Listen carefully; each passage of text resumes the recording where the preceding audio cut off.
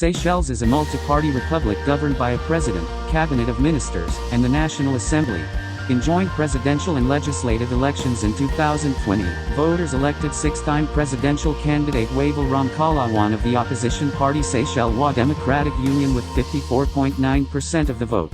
The Seychelles Democratic Union Party won 20 of 26 seats in the National Assembly.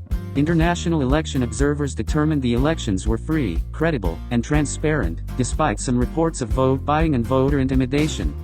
The Seychelles police force has primary responsibility for internal security and reported to the Minister of Internal Affairs. During the year, the government closed the Anti-Narcotics Bureau following allegations of corruption. The Seychelles Defense Forces, composed of the infantry, the special forces, the Coast Guard, and the Air Force, were given police powers on June 14 after the constitution was amended. These military services report to the president, who acts as Minister of Defense. Civilian authorities maintained effective control over the security forces. There were reports that members of the security forces committed some abuses while assisting police conducting anti-narcotic operations. Significant human rights issues included credible reports of lack of investigation of and accountability for gender-based violence and violence against children, and the worst forms of child labor.